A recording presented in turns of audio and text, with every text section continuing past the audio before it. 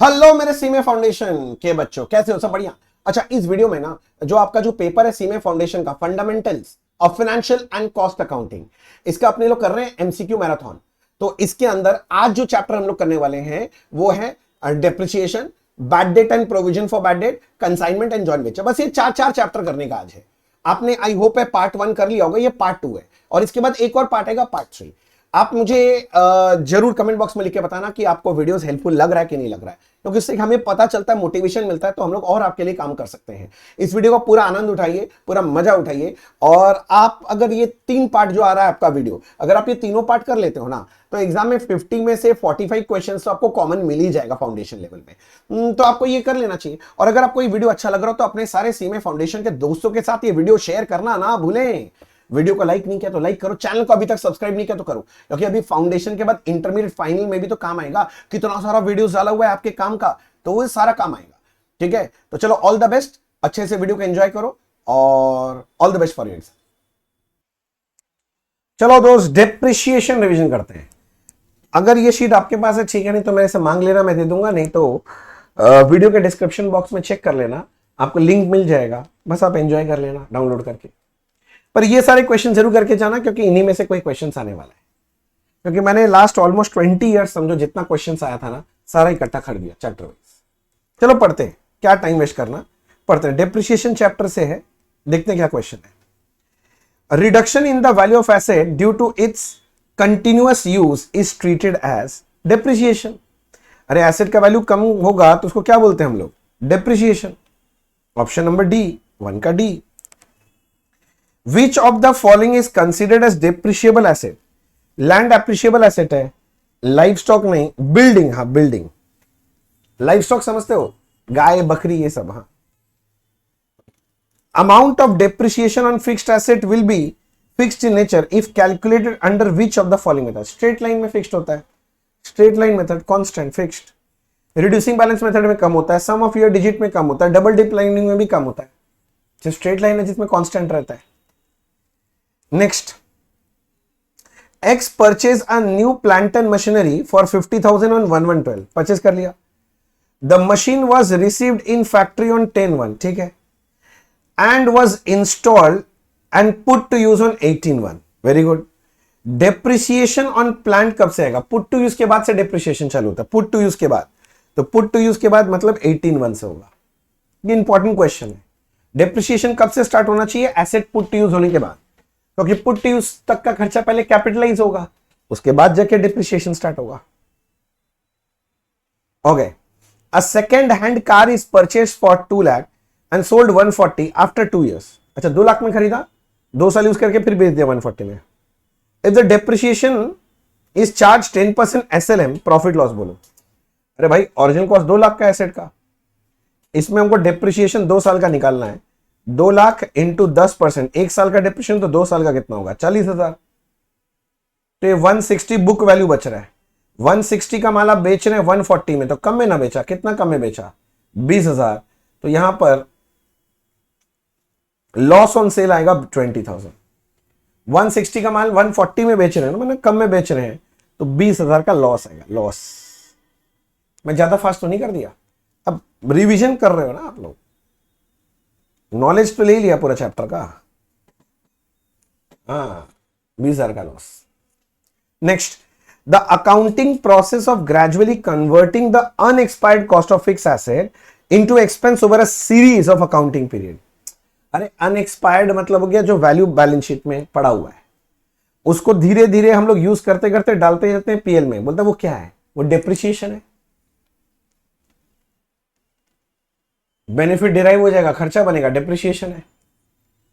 Good. Next, a machine was purchased on 1/4/10 for ₹14,400 and installation amounted to 1,600। तो 14,400 plus 1,600 16,000 का हो गया। तो ओरिजिनल कॉस्ट एसेट का है 16,000। एक्सपेक्टेड लाइफ टाइम 8,000 आवर्स में दिया है, तो मशीन आवर मेथड होगा। During year 10-11 machine work 2,500 hours, ठीक है। बोलते डेप्रिसिएशन बताओ इस साल का। तो ओरिजिनल कॉस्ट स्क्रैप वैल्यू तो 0 है, तो डेप्रिशिएबल अमाउंट जो है, रहते रखिए, मैं वही बोल रहा हूं, हमारा डेप्रिशिएबल अमाउंट है original cost minus scrap value, तो 16,000 ही है। और डेप्रिसिएशन निकालने का फॉर्मूला हमने बोला था, depreciable amount into machine hour of current year divided by total machine our. तो 16,000 डिवाइडेड बाय 8,000 इंटू 2,500, तो आंसर आ रहा है 5,000। तो इस साल का डेप्रिसिएशन कितना है? 5,000। इस साल का डेप्रिसिएशन कितना है? 5,000। Schedule 2 of companies act 13 specifies. अब आप लोग कंपनीज एक्ट पढ़ रखे हैं, लॉ पढ़ रखे हैं, शेड्यूल 2 में क्या डेप्रिसिएशन का रेट दिया हुआ है, कंपनीज एक्ट में डेप्रिसिएशन का रेट दिया हुआ है। Dash as useful life of depreciation on क्या लिखा है? स्किप। सुना, बोला स्किप फिशिंग वेसल के ऊपर क्या लाइफ बोला है। ये लोग यही क्वेश्चन पूछ लिया है, किसी को पता है क्या? 10 साल। मैं आपको बता देता हूं, उस पर रखा लाइफ ये लोग 10 साल। अब मैं ये वाला क्यों क्वेश्चन दे, देखो एक बार ये लोग ऐसा पूछ लिया था, तो मैं बोला कि दोबारा कभी पूछ ले, तो याद रखना फिशिंग वेसल्स हैं, उस पर डेप्रिसिएशन के लिए लाइफ कितना मानते हैं? 10 साल मानते हैं।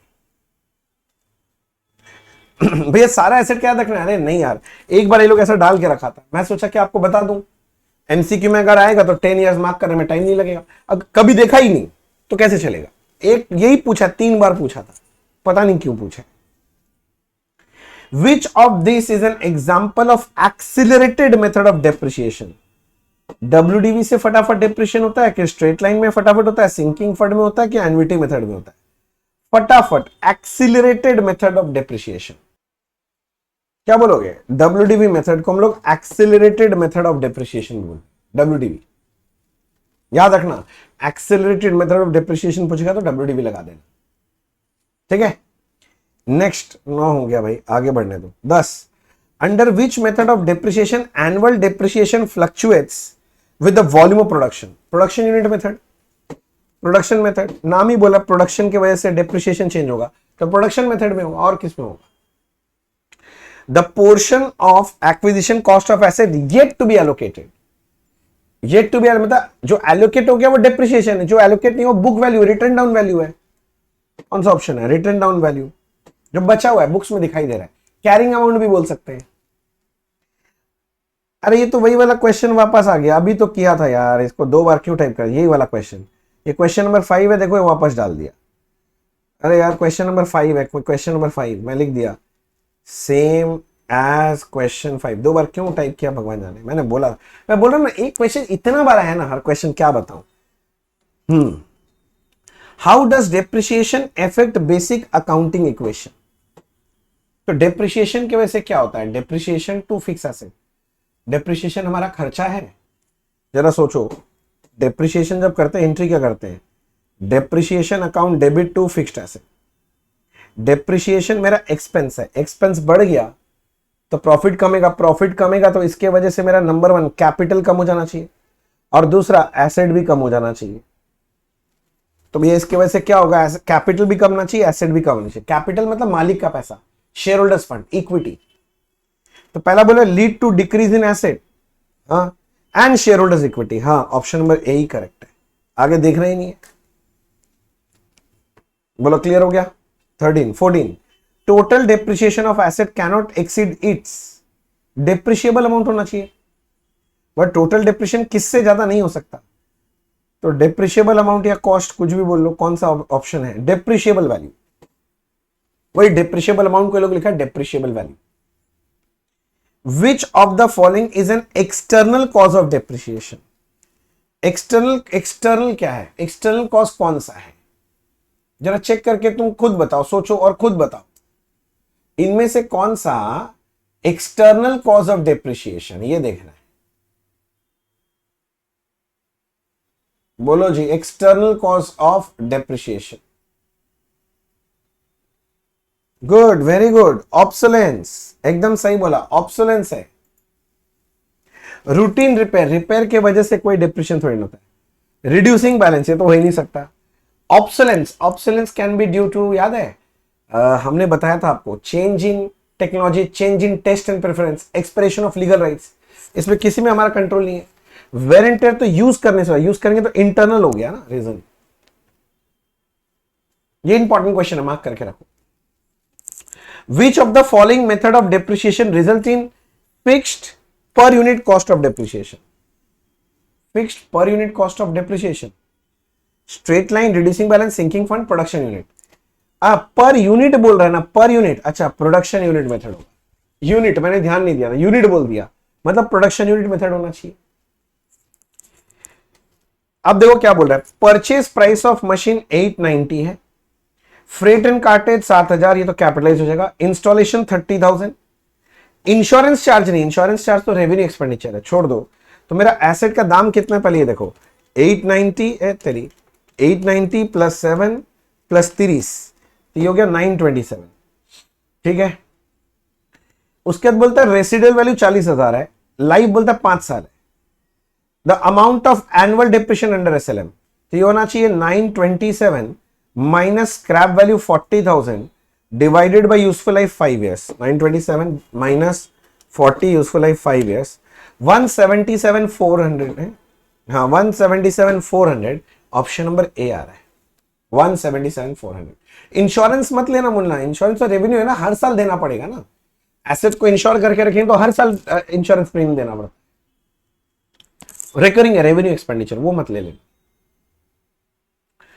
The value of asset after deducting depreciation from historical cost is known as book value आएगा। अरे भाई कॉस्ट है तुम्हारा एसेट का, बोलता है उससे अगर हम डेप्रिसिएशन माइनस कर दे तो क्या बचेगा, तो book value of the asset बचेगा भाई, बैलेंस शीट में दिखाते हैं तो बुक वैल्यू है ना। Reduction in value of asset due to its continuous use is known as क्या, डेप्रिसिएशन। यूज कर रहे हैं, एसेट का वैल्यू कम हो रहा है तो उसको डेप्रिसिएशन ही ना बोलोगे। Next, original cost of machine बोलता है 1,50,000 है, ठीक है, residual value 10,000, if depreciation is charge 10% on WDV method, अच्छा then depreciation of third year will be. इसके एक शॉर्टकट है पता है, देखो 1,50,000 ओरिजिनल कॉस्ट है, फर्स्ट ईयर का डेप्रिसिएशन 10%, जो फिगर आएगा इसका 90% कर लोगे तो सेकंड, और 90% कर लोगे थर्ड ईयर का। अरे 1,50,000 से 10% किया तो फर्स्ट ईयर का डेप्रिसिएशन, अगले साल का डेप्रिसिएशन 100 में से 10 गया तो 90% बचेगा, तो 90% पे होता है, तो इंटू 90 करते जाओ जितना साल का निकालना है। तुम लोग पूरा लॉजिकली सॉल्व करेगा, देखो जो आंसर निकलेगा मैं शॉर्टकट मारूंगा तो भी वही निकलेगा, 12,150, ऑप्शन नंबर सी। तुम चाहो तो लॉजिकली सॉल्व करके देखो, 1,50,000 माइनस 10% जो आएगा उसमें फिर माइनस 10%, जो आएगा उसमें माइनस 10 करके देखो, यही आएगा shortcut. 21, on which of the following asset depreciation is charge on depletion method? Wasting asset के ऊपर था, mine, quarries, oil wells, wasting asset, option number D, wasting asset like mines and quarries. सही है sir, सही है। Next, the depreciation account is closed at the end of the year by transfer to, depreciation कहां close करते हैं, PL account में close करते हैं भाई साहब, पीएल में देखने तो पीएल में क्लोज हो रहा है क्या, हाँ पीएल में हो गया। Next, the original cost of machine 19 lakh, machine installation charges 1 lakh है, 19 plus 120, working life of machine 5 years, residual value 40, if the depreciation charge on straight line then fourth year depreciation, अरे हर साल का डेप्रिसिएशन सेम होगा यार, 19 प्लस 120 लाख का asset है, अरे बोलना रेसिडुअल वैल्यू 40,000 माइनस करो, डिवाइड बाय यूजफुल लाइफ 5 साल, 20 लाख माइनस 40,000 डिवाइडेड बाय 5, ये आएगा 392 का डेप्रिसिएशन। तुम फर्स्ट ईयर बोलो, सेकंड ईयर बोलो, थर्ड ईयर बोलो, फोर्थ ईयर बोलो, हर साल 392, स्ट्रेट लाइन है भाई, तो फोर्थ ईयर बोल के हमको बहका क्यों रहा है, ऐसे ही बहकाता है लोग, लोगों को पता है तुम नन्ना नन्ना बच्चा बहक जाएगा, इसलिए हो गया। Next, in case the depreciable asset is revalued the provision for depreciation is based on, in case the depreciable asset is revalued, हाँ provision for depreciation is based on किस पे होगा, वो रीवैल्यूड अमाउंट पे होगा, the revalued amount over the revalued amount over the estimate of the remaining useful life, अगर asset revalue करोगे तो डिप्रिसिएशन भी तो रीवैल्यू ही होगा। ठीक है, नेक्स्ट 24 हो गया। और फिनिश और नहीं है तो डिप्रिसिएशन तो भैया खल्लास हो गया, डिप्रिसिएशन खलास। अच्छा क्वेश्चन था, मैंने गंदा गंदा क्वेश्चन निकाल के दिखाया। ये सब बार बार प्रैक्टिस करना, समझ रहे हैं ना।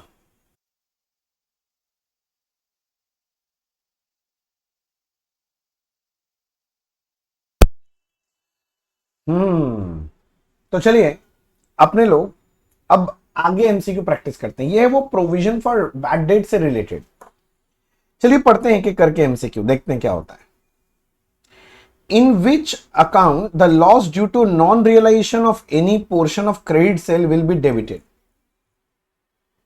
हमने क्रेडिट सेल किया, पैसा रिकवर नहीं कर पाए, तो कहां जाएगा? बैड डेट में जाना चाहिए। तो बोलता कौन सा अकाउंट डेबिट होगा? बैड डेट टू डेटर होता है एंट्री, तो बैड डेट में जाएगा। ठीक है ना। Loss due to non realisation, पैसा नहीं मिला। In which account probable loss due to non realisation of debt will be credited. Probable loss मतलब हमको लग रहा है कि पैसा नहीं मिलेगा, तो प्रोविजन में क्रेडिट होता है, प्रोविजन फॉर बैड डेट। तो ये बनेगा option number D, provision for bad and doubtful debt account. When doubtful debt is realized, which account will be credited? Doubtful debt है तुम्हारा, रियलाइज्ड हो गया, तो एंट्री होता है cash account debit to bad debt recovered account. Bad debt recover कोई है? देखो क्या बोल रहा है, नहीं बैड डेट नहीं हुआ था, अच्छा डाउटफुल डेट था, sorry. When doubtful debt is realised, doubtful तथा प्रोविजन बना रखे होंगे, तो सीधा बात है डेटर से पैसा मिला तो एंट्री बनेगा cash account debit to debtor. Bad debt नहीं बोला था, डाउटफुल डेट बोला था। तो बोला किस में क्रेडिट होना चाहिए, तो आंसर है debtor, option number C, debtor में क्रेडिट होना चाहिए। अगर बोलता बैड डेट हो गया रिकवर हुआ तो bad debt recover. Debtor from whom it is certain that debt will be realized in full, they are called, ऐसे डेटर जिनसे पूरा पैसा मिल जाएगा, हम श्योर है, they are good debtors, good class में बताया गुड डेटर्स। और जिन पे शक है उसको बोलते हैं डाउटफुल डेटर्स, याद है। Bad debts are actually a type of loss. Bad debt क्या है? लॉस है। डाउटफुल डेट मतलब प्रोबेबल लॉस। मेरे को ऑप्शन ए सही लग रहा है, फिर भी आगे देखते हैं और क्या है। Real loss, real income capital नहीं, तो दीज आर प्रोबेबल लॉस। हमको लगता है पैसा नहीं मिलेगा, probable loss. Next number 7, debtor account is shown in balance sheet as, asset side में दिखाते हैं, एसेट है debtor. In a subsequent period if the debtor pays whole of the bad debt, अच्छा बैड डेट दे दिया तो bad debt recovery, ये है bad debt recovery, recovery of bad debt बोलते हैं। प्रोबेबल अमाउंट मिला तो डेटर में जाएगा, cash to debtor. If the amount of bad debt written of is less than the opening balance of provision for doubtful debt, which account will be debited? बोल रहा है ये प्रोविजन फॉर बैड डेट है, debit और credit. Provision account का opening balance मान लो 10,000 है, bad date यहां क्लोज करते हैं ना, टू बैड डेट 8,000 है। तो बोलता कौन सा अकाउंट डेबिट हो रहा है, तो provision for bad debt to bad debt हो रहा है, तो प्रोविजन फॉर बैड डेट। समझ रहे बात। On which amount provision for discount on debtor is created. Provision for discount के लिए हम लोग बोलते थे आप डेटर ले लीजिए, वहां से provision for bad date minus कर लीजिए, जो फिगर आएगा उस पे बनता है ये प्रोविजन। तो ऑप्शन नंबर डी होना चाहिए, debtor less provision for doubtful debt. 11 बोल रहा है recovery of bad debt is created to bad debt recovery account, option number C है recovery of bad debt is credited to. अच्छा तो ऐसे सोच लो ना, recovery of bad debt income है तो पीएल में क्रेडिट होगा, तो पीएल में भी डाल सकते हो। भैया आप क्वेश्चन ठीक से पढ़िए ना, दो दो ऑप्शन क्यों बोल रहे हैं। अच्छा ठीक है पढ़ते हैं, रिकवरी ऑफ बैड डेट कहां क्रेडिट होगा। अच्छा बैड डेट रिकवरी कहां क्रेडिट होगा, बैड डेट रिकवरी कहां क्लोज होगा नहीं बोला, कहां क्लोज होगा तब तो वो पीएल अकाउंट में क्लोज होगा, किंतु क्रेडिट तो बैड डेट रिकवरी अकाउंट में होगा। ए बैड डेट नहीं, बी प्रोविजन नहीं, सी पीएल नहीं, डी नन ऑफ दिस, तो मेरे ख्याल से डी नन ऑफ दिस होना चाहिए। क्योंकि बैड डेट रिकवरी अकाउंट में जाता है। अच्छा, फिर बोलता है यहां पर देखो ओपनिंग, ये प्रोविजन फॉर बैड डेट है, ओपनिंग प्रोविजन बोल रहा है 500 है, ठीक है। Provision for doubtful to be maintain 5% of debtor as on closing date is 18,000। तो डेटर अगर 18,000 उसमें 5% मेंटेन करना मतलब 900 रुपया।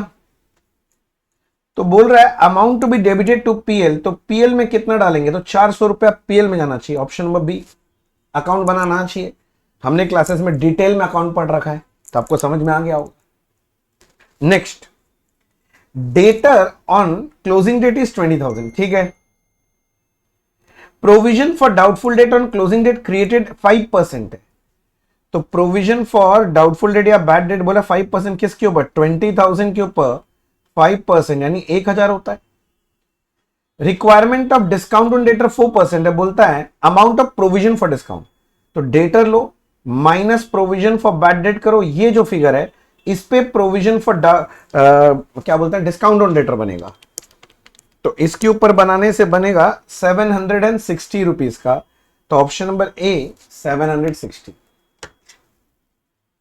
देखो मैं क्या समझा पाया।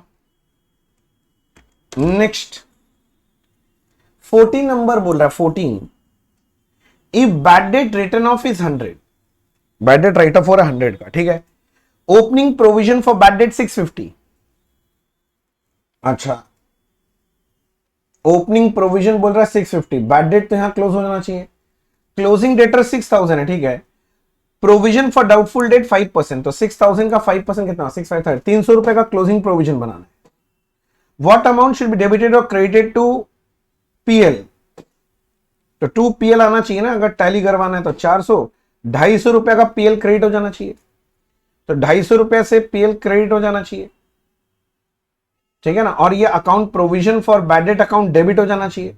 Provision for bad debt to PL, वही पूछा था what amount should be debited और credited to profit and loss account against provision for bad debt, तो आंसर है 250, 250 जाना चाहिए।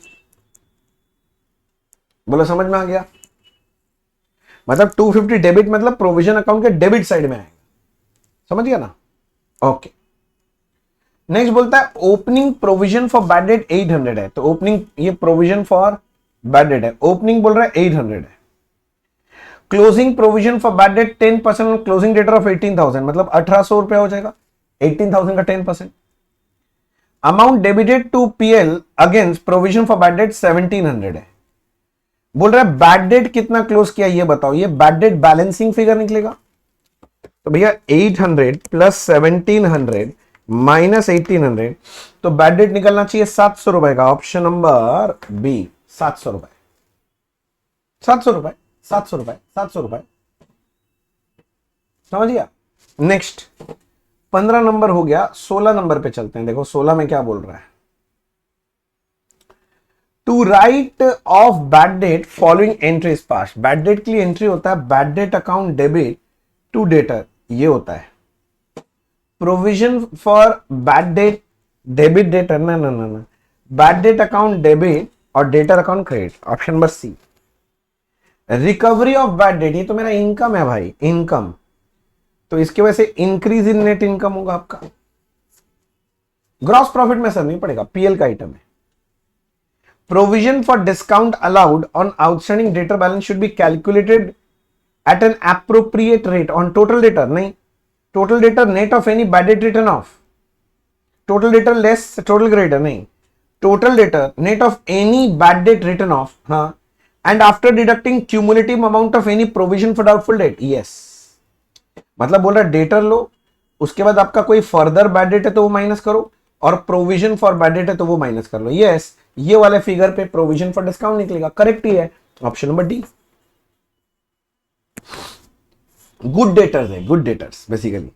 19 bad debt are recorded on which accounting principle, bad debts are recorded on which accounting principle, going concern, substance of a form, prudence, none of this. बोलो भाई साहब, हाँ prudence, नुकसान right लिखना है, प्रूडेंस कहता है, very good. Provisions are external transaction की इंटरनल, इंटरनल ट्रांजैक्शन होता है, इंटरनल। अच्छा 20 तो हो गया, बस खत्म, ओहो खत्म। तो लो प्रोविजन से रिलेटेड जितना क्वेश्चन आज तक आया हुआ है सब खत्म। हम तो एक्स्ट्रा क्वेश्चन में डाल दीजिए, प्रोविजन में इतना क्वेश्चन आया भी नहीं था, खत्म है बस प्रोविजन में। चलिए अब कंसाइनमेंट से रिलेटेड जो भी एमसीक्यू है एकदम फटाफट देख लेते हैं, टाइम नहीं लगाएंगे बच्चे, जल्दी जल्दी करना है, एमसीक्यू है ना, प्रैक्टिस करो जल्दी जल्दी। हम लोग ये उम्मीद करके रखे हैं अभी कि आप पक्का पढ़ाई थोड़ा मोड़ा कर लिया, आपको आइडिया है, इसलिए फटाफट मूव करेंगे। Del credere commission is allowed to cover the risk of, del credere दिया जाता है बैड डेट का रिस्क को वार्ड ऑफ करने के लिए, bad debt, option number B. The abnormal loss on consignment is credited to, अगर कोई एबनॉर्मल लॉस है तो वो कहां जाएगा, कंसाइनमेंट अकाउंट में। अरे याद है ना कंसाइनमेंट अकाउंट जो तुम्हारा बनता है उसमें इस साइड में बाई एबनॉर्मल लॉस लिखते हैं, हाँ consignment account, option number C. Next, 2000 kg of apples are consigned to wholesaler, the cost being 3 per kg, तो 3 दूनी 6000 प्लस फ्रेट जुड़ेगा 400 रुपए, एप्पल लाने में फ्रेट भी लग गया, तो टोटल मेरा खर्चा हो गया 6400, 2000 केजी एप्पल के लिए। किंतु बोलता है 15% अनएवॉइडेबल लॉस है, 15%, तो 2000 का 15 तो 300 नॉर्मल लॉस हो गया, नॉर्मल लॉस का तो कोई वैल्यू नहीं होता है, तो 1700 केजी का एप्पल का मेरा वैल्यू है 6400। बोले इफेक्टिव कॉस्ट क्या होगा, तो इफेक्टिव कॉस्ट कैसे निकालोगे, that is 6400 divided by 1700, 6400 divided by 1700, 3.76 आ रहा है, ऑप्शन नंबर बी। हाँ भाई नॉर्मल लॉस की वजह से कॉस्ट पर यूनिट इन्फ्लेट हो जाता है। Del credere commission is payable on, total sale के ऊपर होता है आपका। Next, in case of credit sale special commission payable to the consignee for taking over risk of bad debt is called del credere commission. Bad debt के लिए जो commission है वो क्या, डेल क्रेडिटर कमीशन। 5 तो हो गया। नेक्स्ट में चलो छठा में बोल रहा है goods costing 1260 sent out to consignee, तो 1260 कॉस्ट है, out of this 2/3 goods were sold by consignee. ए भाई गुड्स सेंट था 12,60,000, चलो ठीक है, 2/3 of the goods is sold by consignee, तो सोल्ड कितना है 2/3, तो 1260 का 2/3 कितना होगा जरा देखो तो मैं बोल रहा हूं 840 कॉस्ट का माल बेच देगा, 840 कॉस्ट का माल बेच देगा, तो बचेगा कितना 420 कॉस्ट का माल, कॉस्ट ये सारा कॉस्ट है। बोल रहा है consigned at sold by consignee at invoice price, अच्छा हमने माल बेचा इनवॉइस प्राइस, ठीक है। The invoice price determine cost plus 20 on invoice price है, cost plus 20 on invoice price क्या होता है भैया, यहां पर ना ये लैंग्वेज गड़बड़ है, ऑन इनवॉइस प्राइस नहीं आएगा भैया, आपको कैसे पता चला गलत है। एक्चुअली ये मेन सम जब आया था ना जिस साल, उस साल ही गलत था, इसलिए कॉपी भी वही कराया। अरे कॉस्ट प्लस 20 फिर बोलता हूं इनवॉइस प्राइस, ऐसे कैसे हो सकता है। तो सुनो ना, समझो सीपी एसपी प्रॉफिट, तो एसपी मतलब आईपी और ये प्रॉफिट मतलब लोड 20% है कॉस्ट के ऊपर, तो आईपी 120 है। अब सुनो ना, बोलता है कि कमीशन कितना है, कमीशन 4% करे, कमीशन तो सेल पे होगा, तो सेल वैल्यू ऑफ गुड्स कैसे निकालोगे भैया, जो माल बेचे उसका कॉस्ट 840 है, कॉस्ट को कॉस्ट से डिवाइड कीजिए, आईपी चाहिए आईपी से मल्टीप्लाई कीजिए, तो सेल वैल्यू हो गया आपका 10,08,000, 100,800, सॉरी 000। अब कमीशन बोल रहे 4%, तो इसका 4% कर दो, तो 40320 बोल के आएगा figure, option number C. Sale value के ऊपर 4%, ये रहा सेल वैल्यू ऑफ गुड्स, इस पे 4% बोला है, 4% कमीशन इंटू 4 क्या 40320। ये टाइपिंग मिस्टेक हो गया आया था जिस साल समय आया था, जिस साल समय थे उस साल हम बहुत हंसे थे, ये क्या बोल रहे हैं, हाँ तो और क्या। चलो नेक्स्ट, बच्चा लोग बेचारा कंफ्यूज हो जाता है ना ऐसे सिचुएशन में, इंस्टीट्यूट ऐसा कारनामा करके रखता कभी कभी, इंस्टीट्यूट का बुक में भी बहुत सारा कारनामा है। A of Assam send goods costing 45,000 to K of Kolkata, cost 45, cost plus 33 1/3 बोल रहा है। तो जैसे बोल रहा है कॉस्ट प्लस 33 1/3, मतलब मैं ये बोलना चाह रहा हूं सीपी आईपी लोड, तो 33 1/3 कॉस्ट के ऊपर, तो कॉस्ट 100 है, तो आईपी 133 1/3 है। ठीक है। 1/5 the goods were lost in transit, goods lost in transit 1/5, 45,000 का 1/5 कितना होगा? 45,000 का 1/5 मतलब 9,000 लॉस्ट इन ट्रांसिट। तो कंसाइनी के गोडाउन तक पहुंचा 36,000 का माल, and the remaining was sold at a profit of 20% on invoice price. अच्छा, ये पूरा माल सोल्ड हो गया और बोल रहा है कितना जोड़ना है प्रॉफिट, बोला कितना जोड़ना है प्रॉफिट, तो बोलता है 20% ऑन इनवॉइस प्राइस। तो आपका सेलिंग प्राइस बनेगा इनवॉइस प्राइस इंटू 120%, 20% प्लस कर देना इनवॉइस प्राइस में, मतलब 160 में बेचा है, दिस इज 160, टैली करके देख लो। बोलते सेल वैल्यू बताओ, अगर 36,000 कॉस्ट है तो कॉस्ट को कॉस्ट 100 से डिवाइड करो, सेल प्राइस मेरा 160, 160 से मल्टीप्लाई कर लो, 36,000 इंटू 160 डिवाइडेड बाई 100, 57,600 आ रहा मुन्ना। Sale value of goods will be 57,600। अब कंसाइनमेंट का ये सब सॉल्व करने के लिए थोड़ा सा मैथमेटिक्स थोड़ा स्ट्रॉन्ग चाहिए। अगर मेरा क्लास कर रखा है तब तो हमने बहुत डिटेल में कराया है सब सारा calculation. Which statement is send by consignee to consignor, consignee देता है अकाउंट सेल, कंसाइनर देता है प्रोफॉर्मा इनवॉइस, अकाउंट सेल्स है उनका answer. Consignment stock will be recorded in balance sheet of consignor on asset side. हाँ, consignor का है वो रिकॉर्ड करेगा इनवॉइस प्राइस माइनस लोडिंग करके, मतलब कॉस्ट प्राइस में। तो यही होना चाहिए, invoice price less stock reserve. वाह वाह वाह, बढ़िया है, समझ में आता है क्या तुमको? बढ़िया है। देखो जी, ठीक है क्या? Next, R sends out goods costing 3 lakh to S. ठीक है, 3 लाख कॉस्ट का माल भेजा हुआ है। Goods are sold at cost plus 33 1/3, CP IP load है 33 1/3, कॉस्ट के ऊपर कॉस्ट 100 है, तो आईपी हो जाएगा 133 1/3।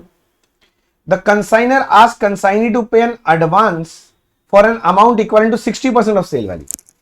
तो हमारा टोटल सेल वैल्यू कितना, हमने माल भेजा 3 लाख, ये तो कॉस्ट है ना, तो कॉस्ट को कॉस्ट से डिवाइड कीजिए, इनवॉइस प्राइस से मल्टीप्लाई कीजिए, क्योंकि यही सेल वैल्यू माना जाएगा। तो भैया 3 लाख डिवाइड बाई 3 इंटू 4 का 4 लाख हो गया। और बोलता है एडवांस कितने का है, तो बोला सेल वैल्यू का 60% एडवांस है, तो 60% मतलब 240, तो ऑप्शन नंबर ए मिल गया, 240, एडवांस 240 का है। मजा आ गया भाई साहब, एडवांस 240 का है। अब ये सब सम तुमको लिख के 2-4 बार प्रैक्टिस करना चाहिए, कम से कम 2 बार तो कर लो, क्योंकि आना इनमें से कोई एक है। ठीक है भैया, 10 हो गया। 11, goods costing 20 was sent to consignee at cost plus 25, invoice value of goods कितने है यार? सीपी आईपी लोड 25% कॉस्ट के ऊपर, तो आईपी 125 है। तो अगर बोलता है गुड्स का कॉस्ट 2 लाख है, तो आईपी कितना है, तो कॉस्ट को कॉस्ट से डिवाइड कीजिए, आईपी चाहिए आईपी से मल्टीप्लाई कीजिए, आईपी चाहिए आईपी से मल्टीप्लाई कर दीजिए, तो ये आ गया 2.5 lakh. Invoice price of goods है 2.5 लाख।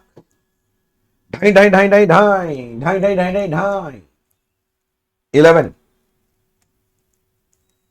क्या पब्लिक समझ में आया? Next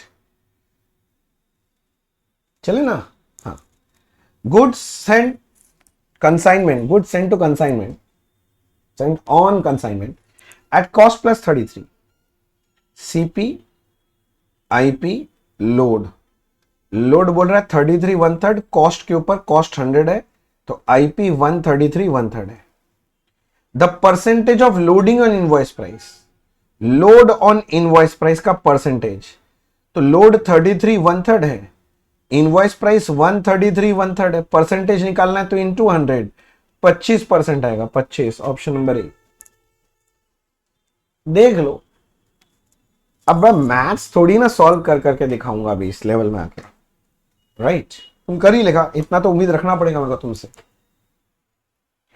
out of the following at which point the treatment of sales and consignment is same.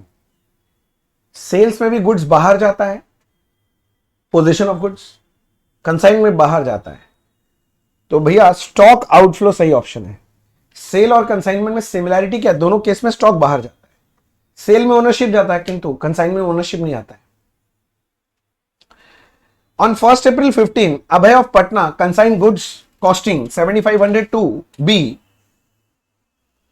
क्या लिखा? Hold of Ranchi at a pro forma invoice of 25% profit on sale. अच्छा, the consignment account will be credited for stock loading by. अच्छा, load कितना है? तो CP IP load, load बोल रहा है 25% ऑन सेल प्राइस, मतलब इनवॉइस प्राइस 100, कॉस्ट हो गया 75। तो गुड्स का कॉस्ट अगर 7,500 है, कॉस्ट को कॉस्ट से डिवाइड कीजिए, लोड चाहिए 25 से मल्टीप्लाई कीजिए, तो 2500 रुपए इस पे लोडिंग है। ऑप्शन नंबर ए। प्योर मैथमेटिक्स हो रहा है भैया यहां पर बैठ के। कोई बच्चा समझ रहा हो तो सिर्फ मैथमेटिक्स का ही बात है। ये सब एमसीक्यू के लिए आपको थोड़ा सा मैथ्स अगर स्ट्रांग हो तो अच्छा है, नहीं भी हो तो मैं जितना करा रहा हूं उतना कर जाओ बस, इसके ऊपर और कुछ नहीं। Which of these expense are not included in valuation of closing stock line with consignment? तो क्लोजिंग स्टॉक वैल्यूएशन करने के लिए एक तो उसका जो सच्ची में दाम है वो आएगा, प्लस नॉन रिकरिंग एक्सपेंसेस आता है कंसाइनर और कंसाइनी का, बस और कुछ नहीं। फ्रेट एंड इंश्योरेंस आएगा, लोडिंग अनलोडिंग आएगा, गोडाउन रेंट नहीं आएगा, और क्या है? और है कस्टम ड्यूटीज, ये भी आएगा। तो ये लोग क्वेश्चन पूछा क्या था, आएगा कि नहीं आएगा? Not included. अच्छा, नॉट इंक्लूडेड, तो इसका होगा option number C, godown rent, क्योंकि रिकरिंग एक्सपेंस है। रिकरिंग एक्सपेंस क्लोजिंग स्टॉक के वैल्यूएशन में नहीं आता।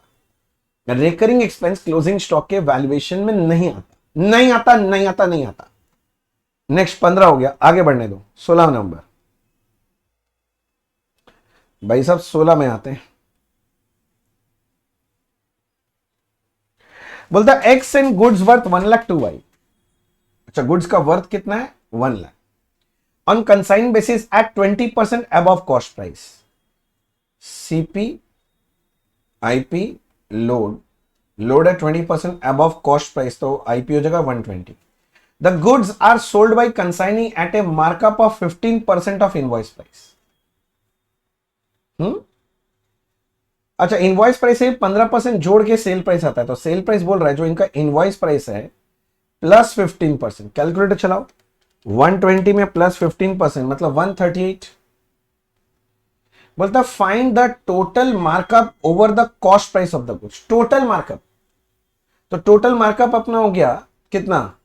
अगर कॉस्ट प्राइस 100 है, सेल प्राइस 38 है, टोटल मार्केट कितना है?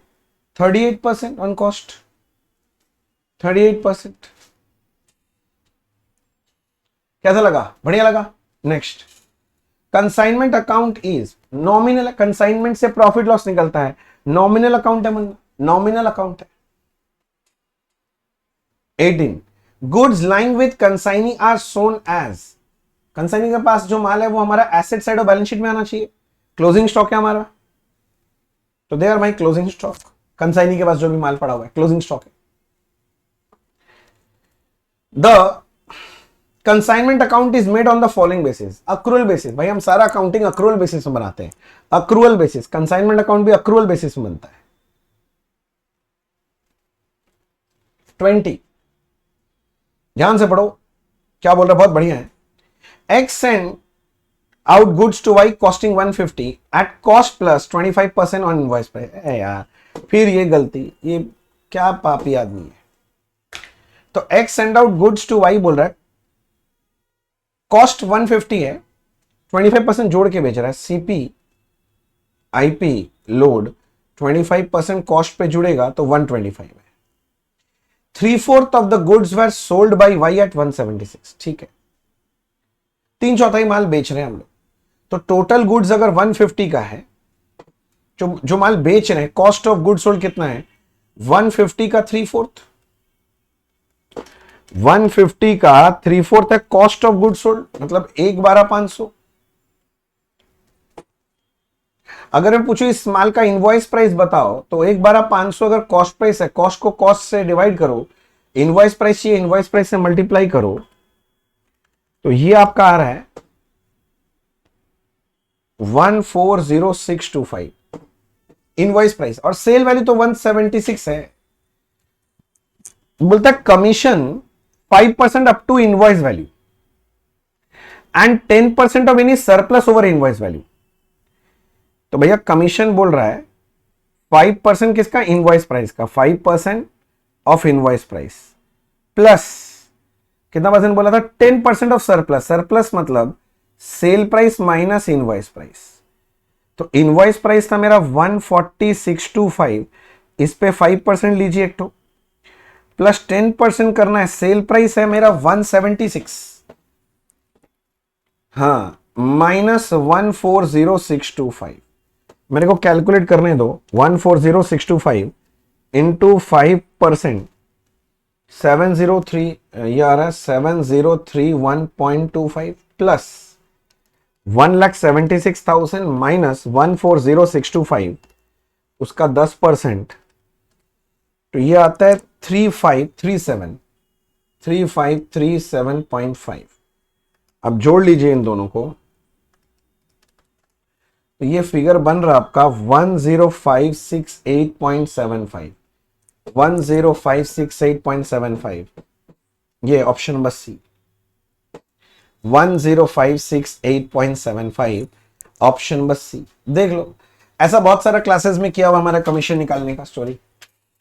सरप्लस मतलब समझाया हुआ, sale price minus invoice price, क्या ठीक है। नेक्स्ट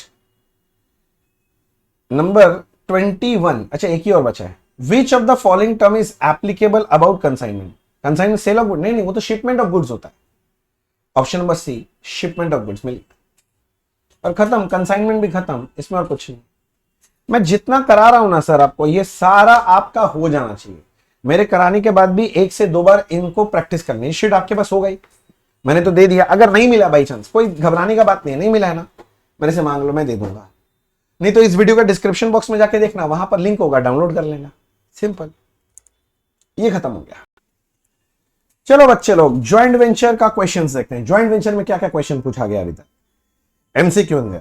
पहला बोल रहा है, when goods are purchased for joint venture the account will be debited is. Joint venture में जब गुड्स खरीदते हैं तो joint venture account debit to joint bank, तो डेबिट कौन सा होगा, joint venture account, option number B.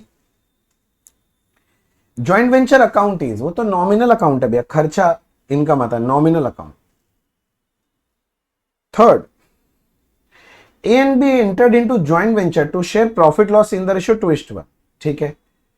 बोलता है A supplied 200 refrigerator costing 2 lakh to B, B incurred freight of rupees 10,000, B sold 190 refrigerators for 2,40,000, 200 में से 190 बेच दिया तो 10 तो बचना चाहिए closing stock, and took over the remaining 10 himself. कौन ले लिया, बी खुद ही लेके चला गया, किंतु कौन से वैल्यू में लेके गया कुछ तो बोला ही नहीं, टुक ओवर सेम हिमसेल्फ। तो आपको पता ही, अगर कुछ नहीं बोले तो हम कॉस्ट ही मानेंगे। 2 लाख कॉस्ट था 200 रेफ्रिजरेटर का, तो 10 रेफ्रिजरेटर का कॉस्ट कितना होगा, तो मैं करता हूं 2 लाख डिवाइडेड बाई 200 इंटू 10, 10,000। बोलता है रिजल्ट ऑफ ज्वाइंट वेंचर, मतलब प्रॉफिट लॉस बताओ कितना आ रहा है, तो इधर 250 आ गया और उधर में 210, यानी प्रॉफिट आ रहा है मुन्ना 40,000 रुपए। मुझे तो प्रॉफिट दिखाई दे रहा है 40,000 रुपए, रिजल्ट बोल रहा था, मैं बता दिया, ठीक है। Loss on joint venture is, profit हो चाहे लॉस हो, वो तो आप पीएल में ले जाते हैं ना, तो क्रेडिटेड टू कौन सा अकाउंट, पीएल अकाउंट, है ना भैया। क्रेडिटेड टू पीएल आप कैसे बोल सकते हैं भैया, आप भी पागल हैं। तो क्या करते हैं, बोले भैया हम लोग ज्वाइंट वेंचर अकाउंट बनाए थे, हम लोग को याद है कि जो भी आप प्रॉफिट लॉस आता है उसको हम लोग ना को वेंचर, प्रॉफिट आता है तो को वेंचर, लॉस भी आता है तो बाई को वेंचर करके ट्रांसफर कर देते थे, को वेंचर में प्रॉफिट शेयरिंग रेशियो में बांटते थे। तो भैया आपका अगर लॉस है तो कोवेंचर अकाउंट डेबिट होना चाहिए ना भैया। अब क्या बोल रहे हो, कोवेंचर डेबिट होना चाहिए। अच्छा तो ठीक है, लिख लो बी डेबिटेड टू कोवेंचर, ठीक है ना, ठीक है। Next, goods receive from other coventurer is debited to. तो भैया दूसरे कोवेंचर से मिला तो क्या ज्वाइंट वेंचर टू कोवेंचर होगा, debited to joint venture, debited to joint venture only. समझा, धीरे धीरे। हाँ next, A and B entered into joint venture by opening a joint venture. नहीं, A and B entered into joint venture by opening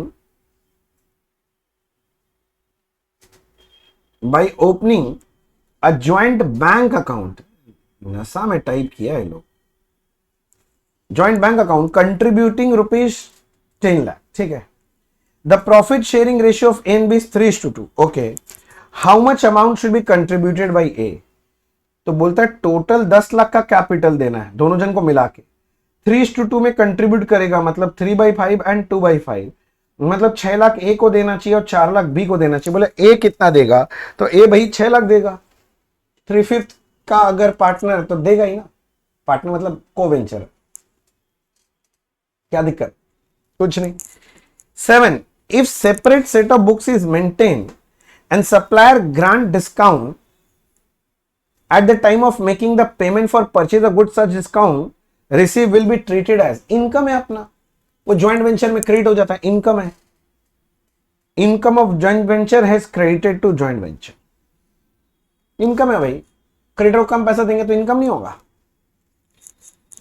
Which of this account are not opened in joint venture?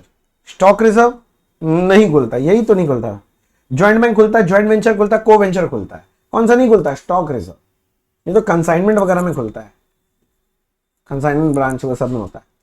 Memorandum joint venture account is, ये भी nominal account ही है आपके लिए, nominal है, profit loss निकलता है ना इसमें से, nominal. Which one of the following is not the feature of joint venture business? Not the, कौन सा फीचर नहीं है? कोवेंचर मे और may not contribute initial capital, it has limited duration, it is done for specific purpose, profit or loss on joint venture is shared as per their capital ratio, no, D, capital ratio, और profit sharing ratio होता है ना, capital ratio थोड़ी ना होता मन्ना।